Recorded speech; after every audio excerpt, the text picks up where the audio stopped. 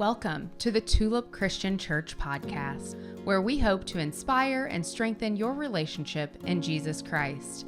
We encourage you to love Jesus and love people. Now, let's get to this week's sermon. Oh, good morning. We're continuing today in our look at the life of Abraham.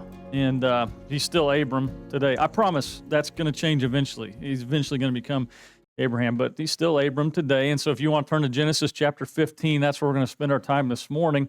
But before we get started, we need to participate together. I need your help, okay? I need you to participate in this. And I think all things are indicating that the slides are actually going to work this time. So we're going to do a little movie trivia.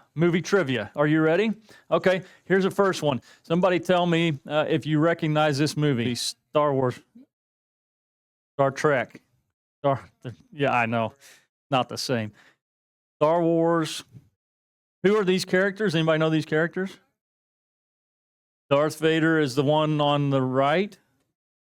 And who's that guy on the left? Luke Skywalker. Okay. I want you to just get a good mental image of those two guys. Just look at them, okay? Capture that. Go ahead and advance, dear. You were right. Star Wars, and kind of look at these characters. Just kind of soak in these characters a little bit, okay? Next one. Anybody know? Wizard of Oz. Any of you? Do any of the people under 20 years old even know what that means? Wizard of Oz. Austin does. He watches it weekly. Austin? No. Wizard of Oz. Who's that on? Oh, wait. Who's that on the left? The Wicked Witch, okay, and on the right, Dorothy, okay. Take a snapshot, mental snapshot, okay? See him? So you got that one right, Wizard of Oz. Now wait, don't advance yet. I'm going to see if I can throw anybody a curveball here. And that's kind of a pun and literal at the same time, so go ahead, dear. Let's see if anybody recognizes this movie. One of my favorite movies of all time. Does anybody know what this is? Does anybody, you don't know who Roy Hobbs is?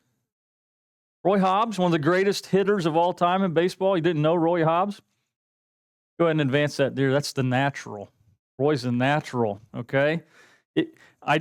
We had a fun time last night at movie night, and I don't know that any of these movies would qualify for a church movie night, but these are all worthy movies, but especially The Natural. If you haven't seen it, you need to watch it. But here's something that's interesting about all three of these movies. Remember I told you to take that snapshot? What is at play in each one of these movies? There's a tension that exists, and it's represented in the same way in each of these movies, and probably all of your favorite movies where there's tension. It's this good versus evil tension that exists in almost all movies. That's what creates the plot, right? And you know how these movies represent that? Like, look at Darth Vader up there. What color is Darth Vader's outfit? Black. Well, what about Luke Skywalker? What's he wearing? White. Interesting. What about Dorothy? She has a nice colorful dress on, right? And all of her friends are kind of colorful people. And then what was the Wicked Witch wearing? Black, and she's green. It's kind of a dark representation. And the same thing is true in the movie The Natural. Roy is oftentimes going in and out of the good versus evil tension or conflict that there is in life. And so, like, there's moments in that movie where he's in the general manager's office, and the lamps are really lightly lit, very dim. It's like a dark, dingy kind of office. And in that moment, they're coming into kind of an evil or a difficult part of the movie. And there's like this tension in our lives that exists between good and evil. And today we're going to talk about Abraham and the promises from God, and that Abraham had to hold on in the midst of darkness. And as we do that, I want to backtrack just a little bit to last week, and I want to take you back a couple of verses. We covered this at the end of last week, but in verse 6, we see this. Hang on here. Verse 5, my apology. After God and Abram have this exchange, God took him outside and said, "Look up at the sky and count the stars. If indeed you can count them." Then he said, if indeed you can count them, and then he said, so shall your offspring be. And Abram believed the Lord, and it was credited to him as righteousness. Now, what would you think if I told you, let's go outside and look at the stars? Like, let's go right now and go look at the stars. Would you come with me? Why not? Are you sure? It's not night. You can't see them. Are they still there, though? They are. How do you know that? Well, I mean, you can't show me. You can't show me that the stars are. Oh, this is even better today. God helped me with this plan today. Do you believe that the sun is still out there? Why? You can see the sun. Really? Point to it. Point to the sun. Logan? Uh-huh. You could point to the sun, I guess, if you want to. But the truth is, we believe that the sun is there. We're confident that the stars still exist, that the moon is still in orbit. We believe in all these things, but we can't see them, right? And today, even, it's a little bit dark. And there's times in life when we have to hold on to the things that we can't see. We have to hold on to the things that we are just called to believe. We have to hold on to the promises of God. Right? We've been talking about this word faith. You remember what we talked about as faith? Faith is this trust, this belief, this confidence in God, that He is who He says He is, that He will do what He says He'll do. We have to have faith in Him. And even when we can't see Him, maybe in the midst of a dark, difficult time, we still have to live by that faith. I think that faith is like a muscle. I've got a friend who kind of described it this way. Faith is a muscle, right? Any of you, JC left, so I was going to pick on her. No, she's back there again. Okay, JC, which arm are we rehabbing? Left arm. Is your left arm as strong as it once was? Why not? Because you had surgery. She injured her arm and then had to have it immobilized, right? Put in a cast or in, some kind of sling or something. Anybody else have that experience? Like I tore my ACL when I was 20 years old. And they put me in this brace. And so my leg was like straight for a few weeks. And when your muscles aren't in use, they atrophy. They die. They become weak. Our friend Alan tore his bicep last year. It's a really dangerous profession of Little League baseball coaching, but he didn't do it at that. My other coach did that. I've never known anybody to tear their bicep except for NFL football players, except for two of the assistant coaches on our Little League baseball team last year tore their bicep. I don't know if you should hang around me. It might be me, right? But the truth is, when our muscles aren't in use or when they've been injured, they atrophy, they die, they become weaker. Our faith is a lot like that. And something that can happen to us is in the midst of dark seasons of life and difficulties that we face, if we fail to rely on our faith, if we fail to exercise the muscle of our faith, it can atrophy. It can die off.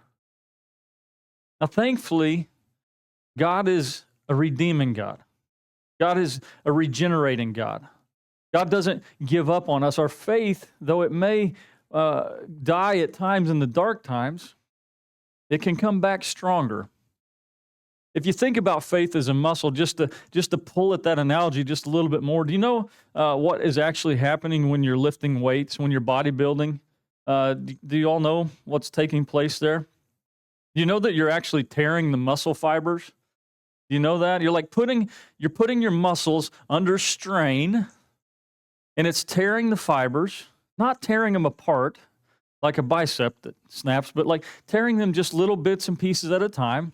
And it's really important then that you take some time to rest, but in that rest, those fibers build back stronger, especially if you eat the right things and drink the right things, and if you rest the right amount in between workouts. And so you're continually building up your strength, building up your muscles. I think our faith is a little bit like that. Each time that we face a difficulty or a stress or a challenge, we have opportunity for our faith to grow. But we are participants in the process. And that's what we're going to see a little bit here in Abram's story. Like, we have to actually remain faithful. We have to stay in the process of growing in our faith. So as we carry on this morning, we're gonna kind of just pick up right there midstream. This is verse 7. He also said to him, that's God saying to Abram, I am the Lord who brought you out of Ur of Chaldeans to give you this land to take possession of it. But Abram said, Sovereign Lord, how can I know that I will gain possession of it? Now notice what's happening right there in those two passages. First, God is saying, I am the Lord. He's identifying himself. He's reminding Abram, hey, Abram, don't forget what I've already done for you. Don't forget about those other seasons, those other past times in your life when I've brought you out of places, when I've delivered you. Like when he went down to Egypt and he kind of got himself into a little bit of trouble because he was taking things in his own hands. And yet God steps in there and has provision and brings him back out of Egypt, right? And he comes out richer and more wealthy, even though he lied about his wife and all of that. Remember that part of the story? And God's just saying, hey, I'm the Lord here. Don't forget, Abram, who I am. And notice what Abram does. He reciprocates that. He acknowledges that. He says, Sovereign Lord, I see that you are that. I know that you are the sovereign God. Now, that's an important piece of Abram's story, that he acknowledges who God is. But the other piece of his story is that he's not afraid to ask questions. We had a fun conversation this morning in Sunday school class about, is it okay to ask questions? Is it okay to ask God your questions? Of course it is. Now, is it true that God already knows the question before you ask it? I think so. He's an all-knowing, ever-present, sovereign God. He knows every hair on every one of our heads that still has a hair on its head, and he knows all of the things about us, every detail about us. He knows every day that we've lived in the past. He knows every day that we'll live in the future. And yet, he still wants to hear from us.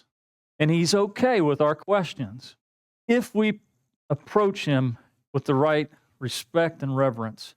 And notice that Abram's doing that. Sovereign Lord, how can I know that I will gain possession of it? So verse 8, so the Lord said to him, bring me a heifer, a goat, and a ram, each 3 years old, along with a dove and a young pigeon. That's a funny response to such a question, I think. We'll get there in just a minute. Abram brought all these to him. He cut them into two. So he cuts the heifer, the goat, and the ram. Any of you cut a heifer in two? Somebody in here, raise your hand. Somebody surely in here has butchered some kind of cattle, a steer or something. Is that an easy operation, Dwayne? Just real simple, like just, take out your fillet knife, that you use on the catfish and just fillet that thing right down the... Not quite that easy, is it? It's a bit of a process. It's a sacrifice and an investment that Abram's making here. So he takes them, he arranges the halves opposite of each other.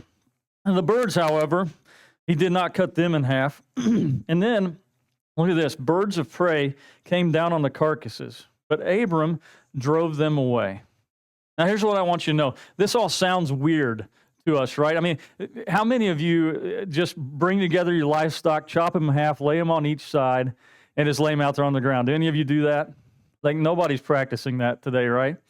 But this would have been commonplace. Abram would have been very familiar with this request of God, and he would have known exactly what was happening here. See, today, if we're going to enter into an agreement with somebody, we do some things like, maybe it's as simple as a handshake. Yeah, I'll come give you a hand with your project. Shake on it. Or I'll agree to pay that. Shake on it. Now, it gets more complex as the agreement gets bigger, right? If you're going to buy a piece of property or a house, what do? You go spend an hour at the bank or the title office signing a whole bunch of papers, signing a contract, an agreement, right? This is an agreement. They didn't have paper and pen. They didn't have a computer to print out those 72 pages that you have to sign just to buy a house or a car, right?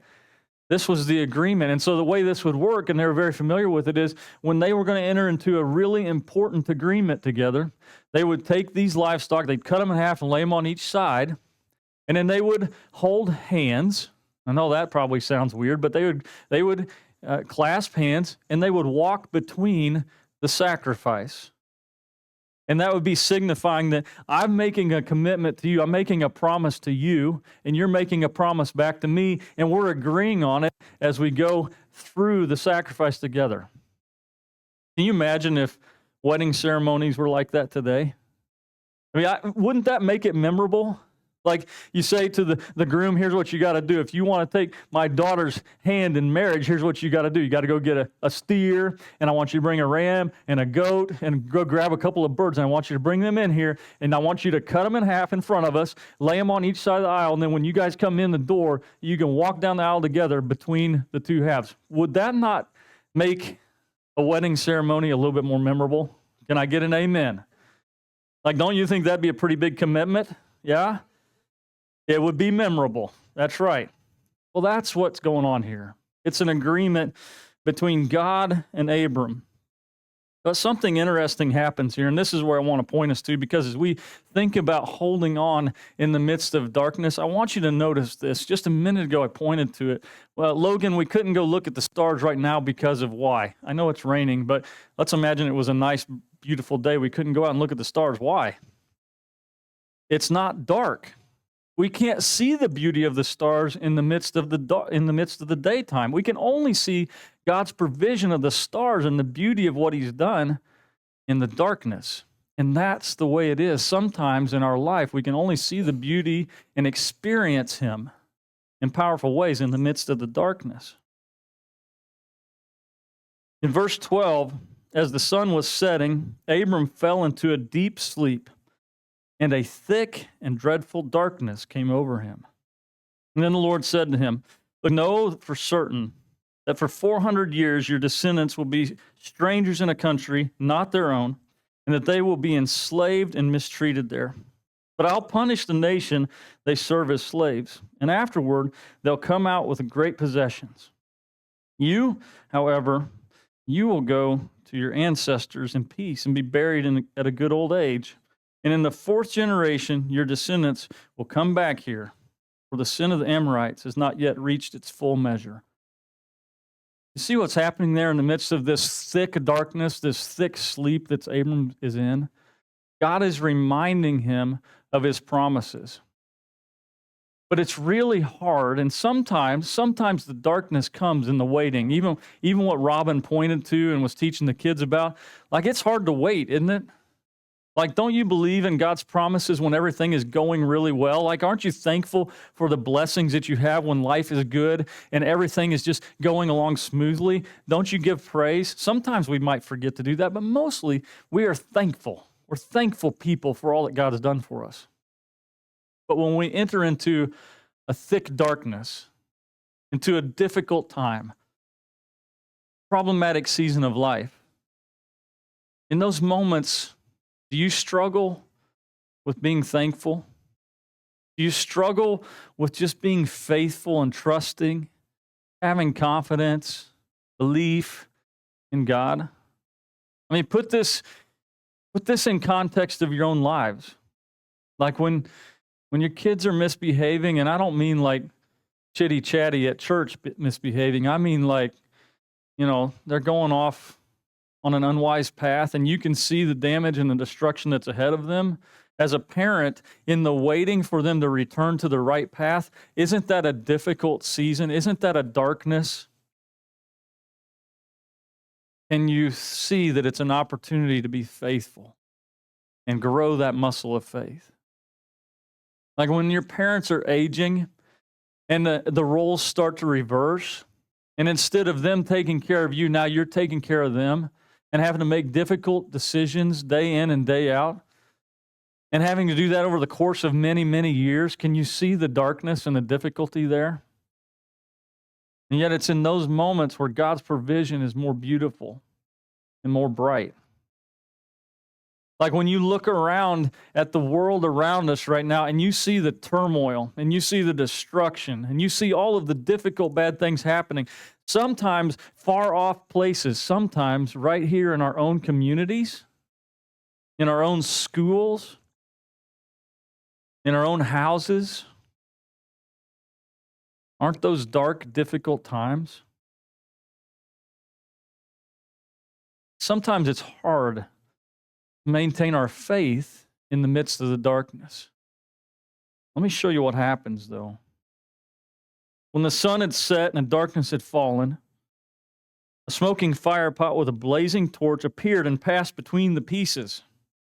On that day, the Lord made a covenant with Abram and said, to your descendants I will give this land, from the water of Egypt to the great river Euphrates.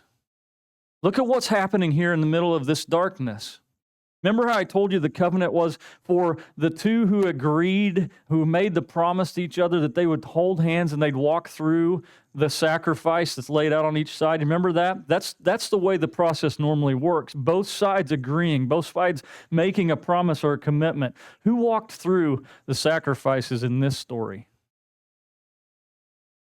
That flaming fire pot represents God.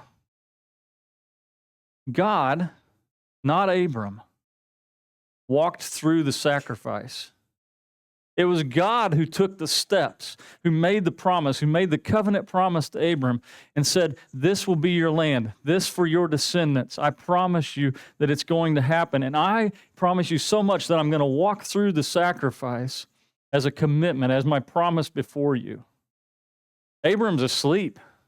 It's darkness.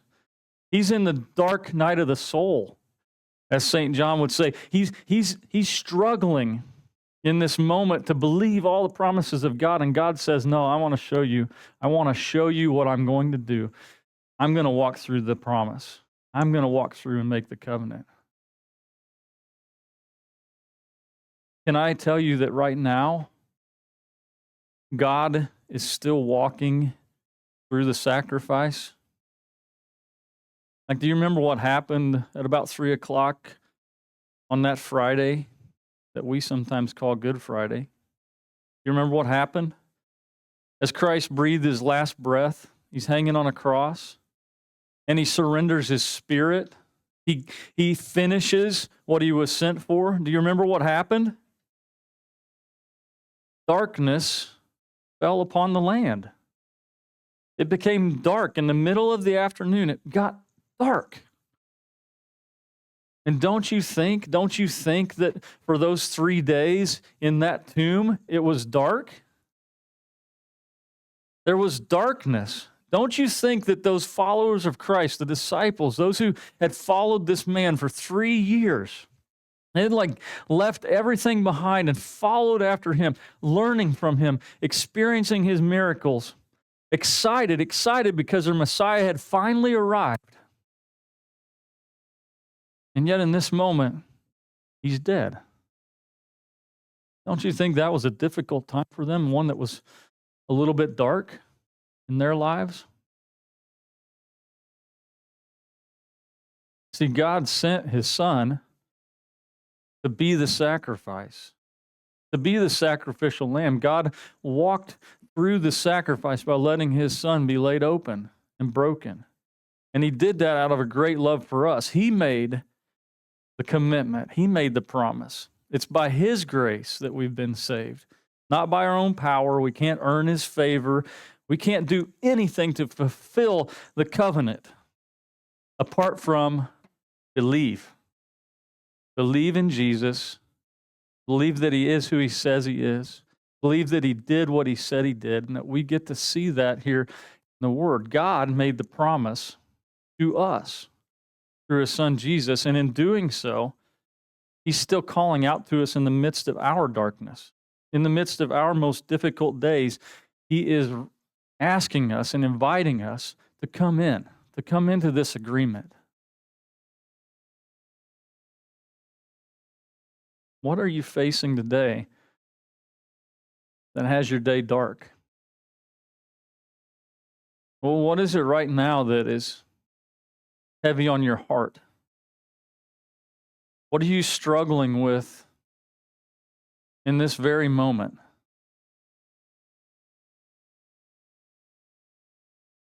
And how can you exercise that muscle of faith? See, if we don't go through the darkness, if we don't go through the stress and the difficulties of life, our faith doesn't have opportunity to grow. If we don't experience the dark nights of our soul, we don't have opportunity to see the beautiful, bright stars that God has created, those same stars that were there when Abram was looking up at the sky and God was saying, hey, look, if you could even count all of those, that's how many descendants you'll have. Abram's in a dark season of life, and the only thing that he can do is hold on to the promises of God. But God is not some inactive, far off, distant father.